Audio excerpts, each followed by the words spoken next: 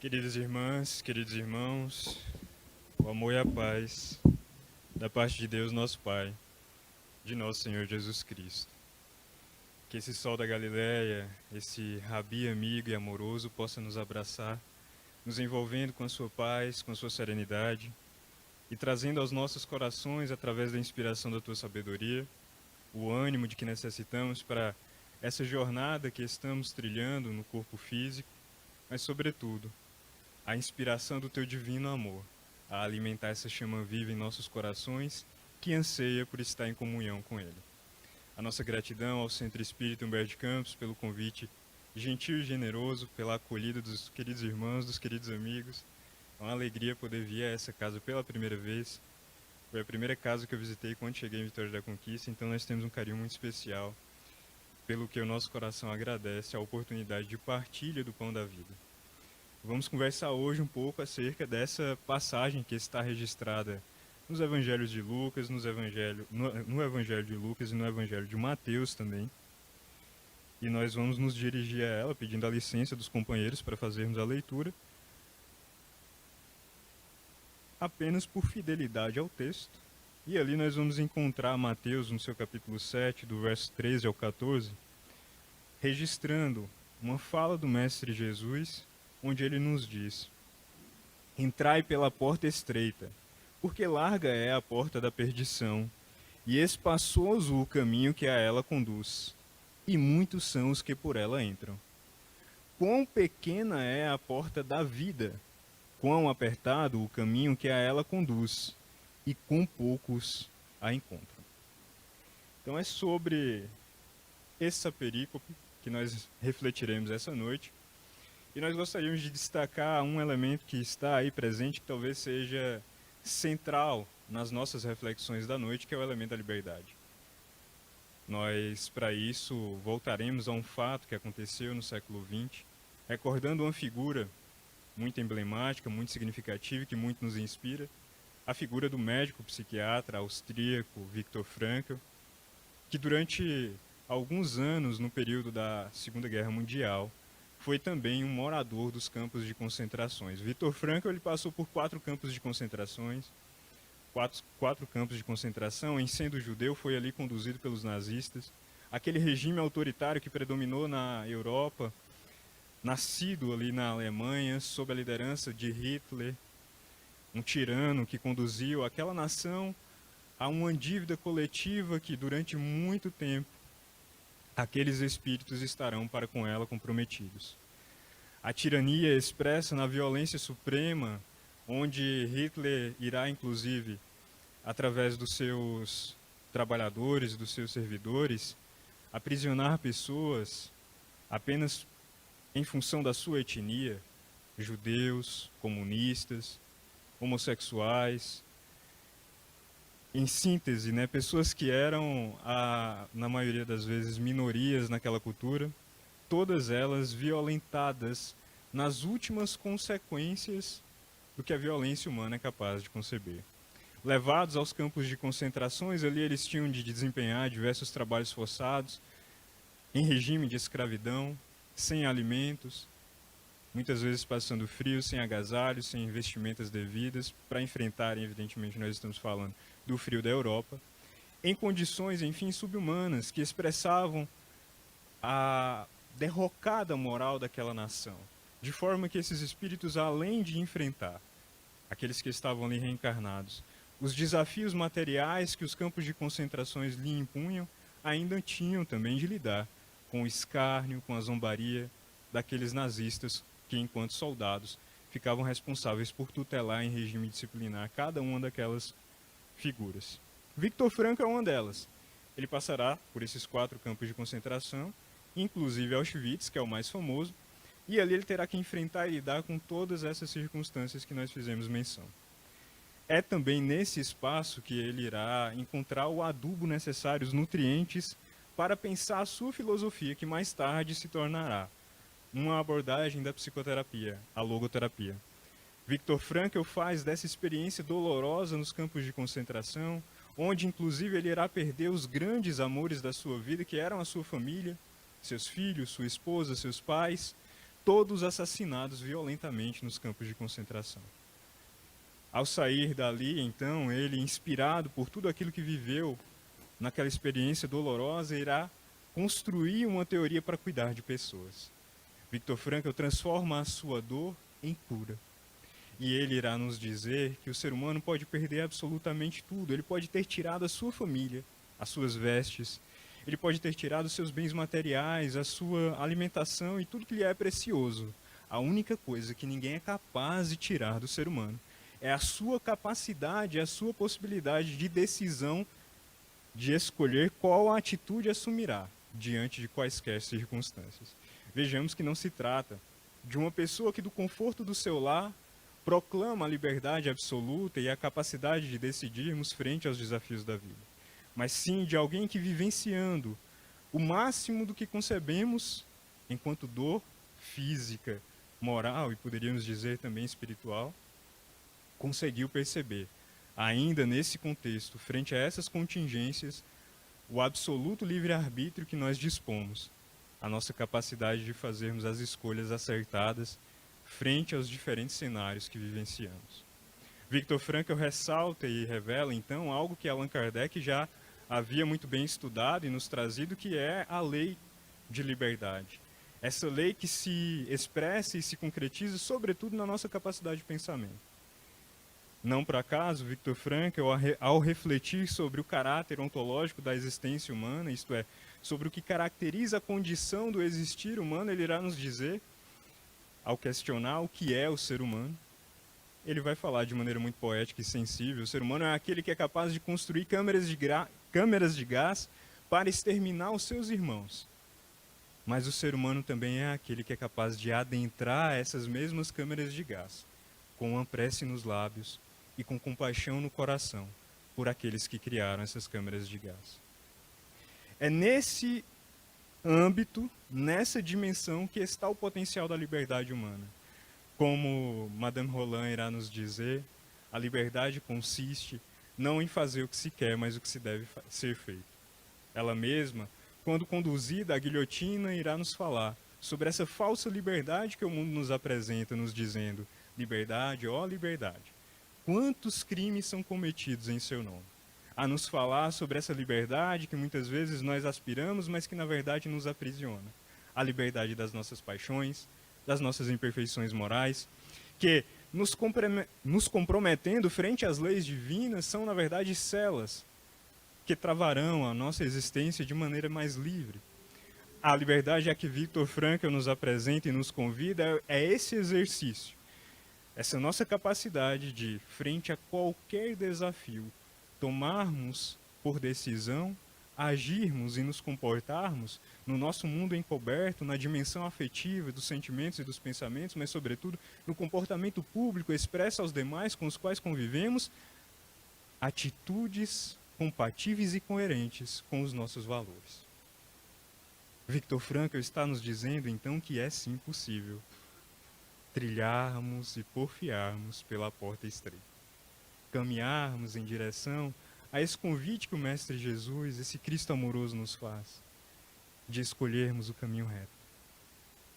Um exemplo dessa escolha nos é ofertado pelo Espírito Emmanuel, lá no livro Paulo e Estevão, através da psicografia do nosso querido e abençoado Francisco Cândido Xavier, onde ele vai nos narrar aquela trajetória heróica de Saulo convertendo-se a Paulo de Tarso. E nessa figura do apóstolo dos gentios nós vamos encontrar também este que aprendeu a decidir e a escolher o caminho da porta estreita.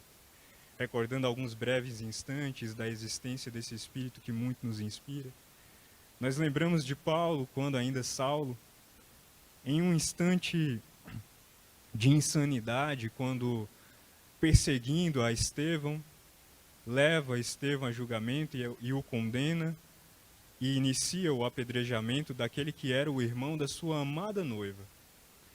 E quando Estevão, já prestes a desencarnar, reconhecido por Abigail, é levado para dentro para um interrogatório, e Abigail, a amada noiva de Saulo de Tarso, apresenta o irmão querido, que há muito sentia saudade, que há muito procurava, apresenta a ele o que era aquele seu noivo e também algoz desse mesmo Estevão. Estevão tem ali, num momento de inspiração sublime, a capacidade de escolher também, mesmo sendo apedrejado por Paulo de Tarso, mesmo tendo sido perseguido por Paulo de Tarso, por Saulo ainda nessa ocasião, perdão, ele tem a hombridade de olhar a Saulo e dizer a Abigail: minha irmã, Saulo é um bom homem. Serviu a Moisés até as últimas consequências.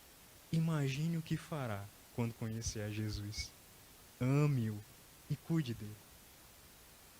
Ali nos diz Emmanuel, Estevão, nesse gesto de exercício da verdadeira liberdade, semeou a semente no coração de Paulo, de Saulo, que mais tarde veio a se desenvolver e a frutificar no apóstolo dos gentios que nós conhecemos, graças ao qual talvez hoje nós devemos a alegria e a profunda bênção de termos o privilégio de as nossas existências serem iluminadas pelo Evangelho, sobretudo pelo Consolador prometido, tendo em vista que foi graças a Paulo de Tarso que esse cristianismo pôde se alastrar pelo mundo.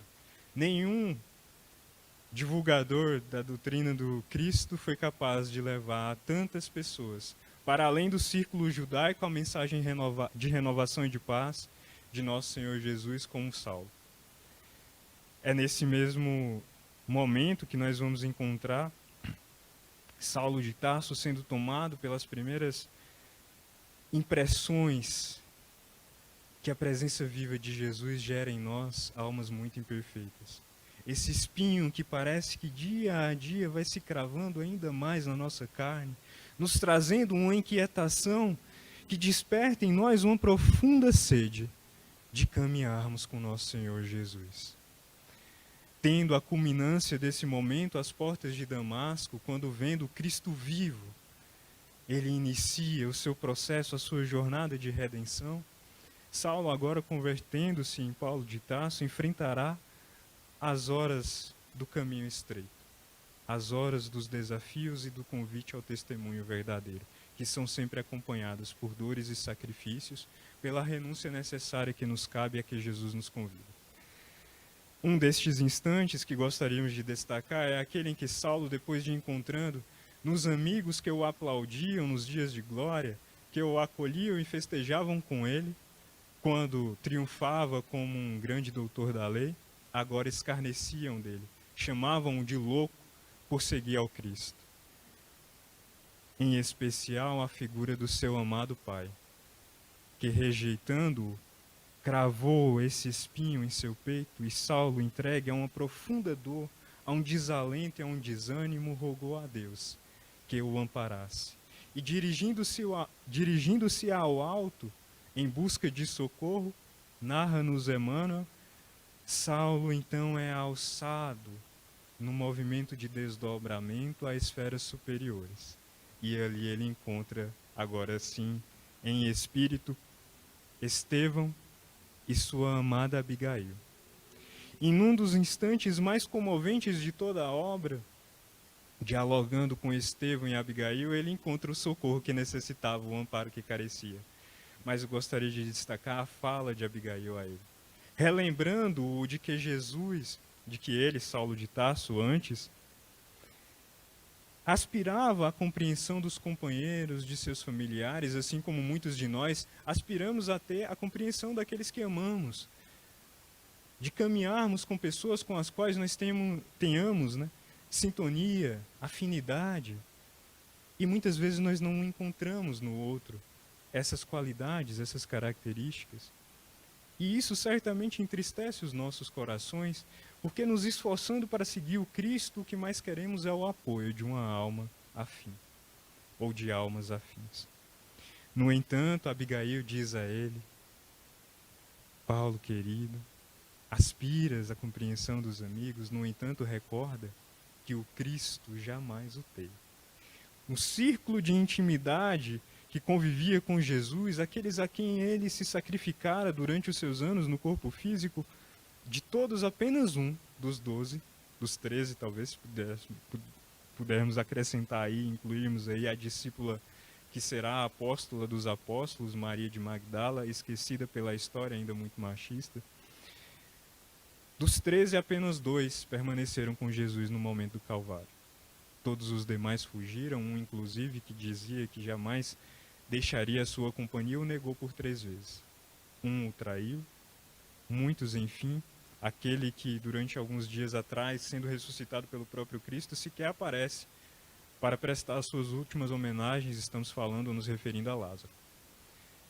Dessa forma, Abigail nos dá uma lição valiosa de que o caminho da porta estreita significa também esse suportar as desilusões inerentes à existência humana.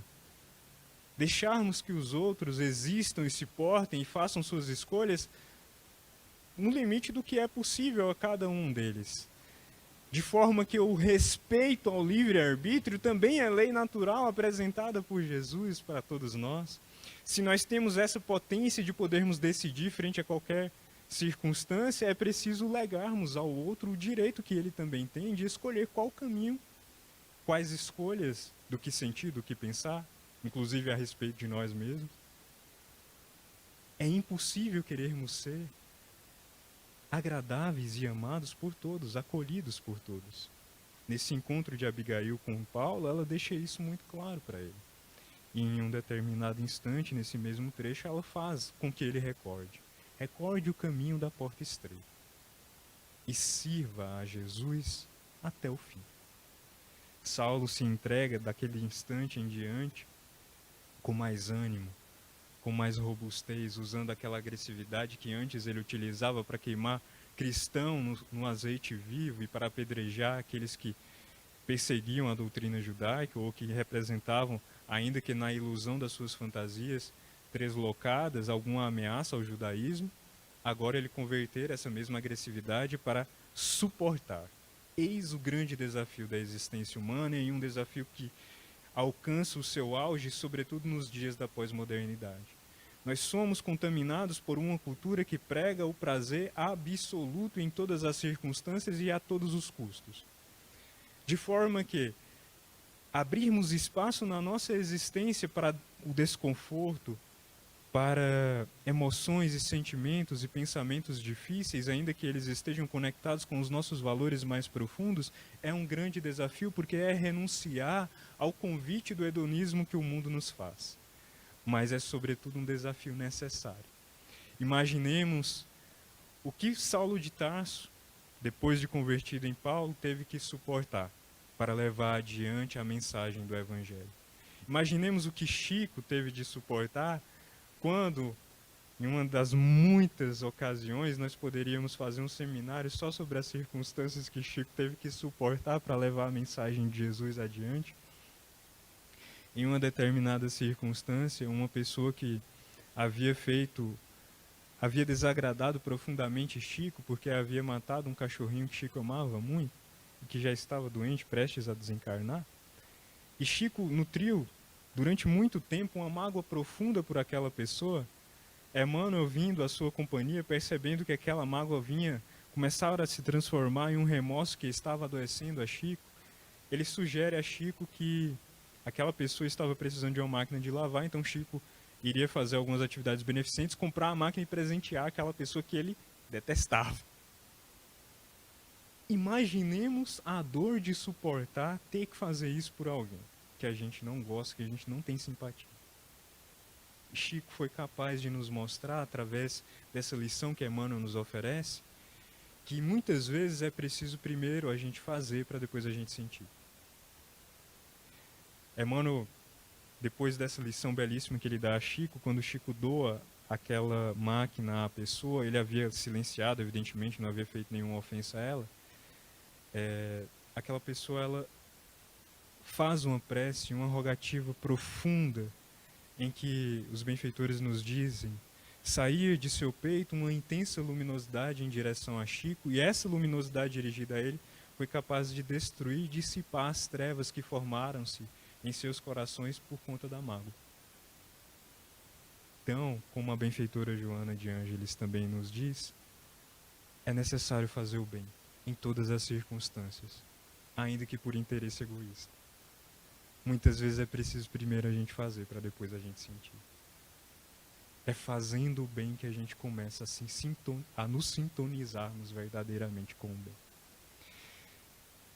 Em sintonia com esse pensamento, nós vamos encontrar a última historieta da noite, que nós separamos para refletir sobre a Porta Estreita, que nos é narrada nesse belíssimo livro, um livro de cabeceira a quem nós agradecemos, ao qual ou pelo qual nós agradecemos todos os dias da nossa existência, ao nosso querido Francisco Cândido Xavier e também a Humberto Campos, livro Boa Nova, psicografia do Chico, inspirado pelo Humberto Campos, onde nós encontramos ali os bastidores da vida do mestre. E ele nos narra no seu capítulo 22 um encontro que para nós é muito significativo, o encontro de Maria de Magdala e o nosso Senhor Jesus. E nesse encontro Maria expõe ao Cristo as suas dores, as suas dificuldades, os dias de testemunho que agora ela era convidada, depois de ter um passado, conforme Humberto Campos nos traz, muito difícil, entregue aos prazeres da terra, razão pela qual Emmanuel vai nos dizer que Maria de Magdala é, inclusive, o exemplo maior de conversão e redenção feita pelo cristianismo. Porque se Saulo, ao se converter em Paulo de Tarso, dá-nos um testemunho do potencial que existe no encontro verdadeiro com Jesus, onde nós temos a oportunidade de verdadeiramente nos transformarmos, ele nos lembra que Saulo era apaixonado pela lei. Saulo, como muitos de nós, já entendia que a lei divina é o caminho reto, é o melhor roteiro para vivermos e que é preciso e que é necessário, sermos fiéis a ela. Saulo já entendia isso, inclusive dedicara toda a sua força e energia para cumprir essa lei. Mas Maria de Magdala conheceu as viciações mais difíceis de se extirparem, como nos diz Emmanuel. Conhecera os prazeres da carne, no que há de mais intenso que é possível de se excitar os aspectos sensoriais da matéria. De forma que via-se prisioneira não apenas dessas sensações materiais, mas sobretudo de entidades perversas que a perseguiam. E a partir do encontro com Jesus, ela alçará um voo em direção ao Cristo, porque se entrega de bom ânimo, abre as portas e as janelas do seu coração para viver a mensagem que Jesus lhe apresentara. E assim se converte no exemplo maior de transformação que nos é possível quando nos permitimos verdadeiramente tocar as vestes do Mestre. Maria de Magdala diz ao Cristo nesse encontro e registra Humberto de Campos: muito tenho amado, Mestre, mas tenho sede de amor. E questiona ao Cristo o que é viver, como bem viver. O que é bem viver, como bem viver. Ao que Jesus responde a ela: Maria, de fato tens amado, mas a vida é, sobretudo, aprender a imolar-se. Essa fala do Cristo é muito significativa para o desdobramento da história de Maria de Magdala a partir desse encontro. Bem viver é aprender a imolar-se. E nós veremos então Maria de Magdala, depois daquele encontro também muito belíssimo com Jesus ressurreto, ela preenchida de ânimo para divulgar a mensagem do Mestre, para espalhá-la pelo mundo, anseia por se vincular aos demais discípulos e com eles iniciar essa jornada de divulgação das benesses e das bênçãos apresentadas pelo Mestre Jesus. No entanto, ela encontra, assim como Saulo de Tarso encontrou a rejeição dos seus, ela encontrará também aqueles discípulos que serviram o Mestre, que conviveram com o Cristo, que testemunharam o carinho que ele tinha por Madalena, que testemunharam inclusive os esforços que Maria de Magdala fizera para se converter, para adaptar o seu coração ao Evangelho do Mestre. Eles a rejeitam, recordando, nos diz Humberto de Campos, o seu passado delituoso. No entanto, em um instante também de profunda dor, de desalento e de desamparo, Maria de Magdala volta-se ao Mestre, rogando a ele a sua inspiração e o seu socorro. E dali a alguns dias, inspirada por Jesus, ela irá vincular-se a um grupo de leprosos. E aqueles homens, vamos lembrar que a lepra, à época, hoje nós conhecemos como hanseníase, é uma doença extremamente contagiante. De modo que alguém que é tocado por um leproso, à época era considerado impuro, mas também era contaminado por essa doença. Maria de Magdala corajosamente irá se dedicar àqueles homens, curando as suas feridas físicas, mas sobretudo as suas feridas espirituais. Dedicando o amor como nunca houvera dedicado em toda a sua existência, cuidando de cada uma daquelas que eram agora também para si ovelhas queridas, que ela, como uma copastora do Mestre, viria a auxiliá-lo, divulgando e semeando em cada um daqueles corações a semente do Evangelho vivo. No entanto, passado algum tempo, Maria de Magdala perceberá o seu corpo sendo tomado pela lepra. E nos diz Humberto de Campos, aquela mulher de uma beleza incomparável, de uma beleza física que era inclusive incomum à época, belíssimos cabelos, uma pele que era motivo de inveja para muitas das mulheres que ainda estavam aprisionadas ao jugo das paixões. Maria de Magdala despertara, em função da sua beleza, muitos dos olhares que lhe cruzaram o caminho. Agora essa beleza se dissipara e dava espaço às chagas, a feridas purulentas que lhe consumiam a carne.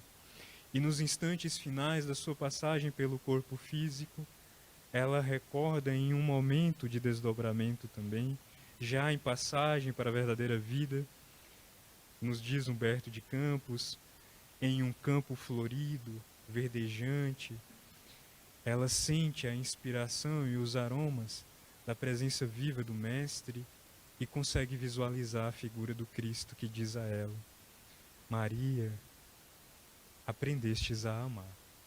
Porque de fato Maria de Magdala, naquela dedicação e no seu sacrifício e renúncia em favor dos leprosos, aprendeu a lição maior, de que o amor que verdadeiramente sacia a fome que sentimos da presença divina não é o amor que recebemos, mas é principalmente, sobretudo, o amor que ofertamos, o amor que doamos. Neste momento, então, Jesus diz a ela: vinde a mim, Magdala. Cruzaste, muito amastes, cruzastes a porta estreita, eu a espero. E ela, como um dos poucos espíritos que tiveram esse privilégio, foi recebida na verdadeira vida pelo Mestre vivo, nosso Senhor Jesus. Magdala nos dá uma belíssima lição, de que por mais que durante alguns instantes tenhamos de suportar esse espinho cravado em nossa carne e diante de algumas situações experimentarmos desconforto e algum nível de dor, a alegria que é reservada àqueles que aprendemos a suportar na vida, nenhum olho viu, nenhum ouvido foi capaz de ouvir, como nos diz o apóstolo dos gentios. Dessa forma, Maria de Magdala nos revela que cruzar a porta estreita é um caminho individual. Cada um de nós o fará conforme as necessidades evolutivas nas quais estamos estagiando. Mas na dúvida sobre qual decisão tomar, qual escolha fazer, em qual caminho seguir, podemos sempre abrir um espaço em nossas mentes, em nossos corações, e silenciando a nossa alma, escutar a voz de Jesus falando conosco. Seja através de um benfeitor, como Estevão e Abigail falaram a Paulo de Tarso, seja através do Cristo vivo, sempre disponível e acessível a todos aqueles que percebem a necessidade da sua companhia.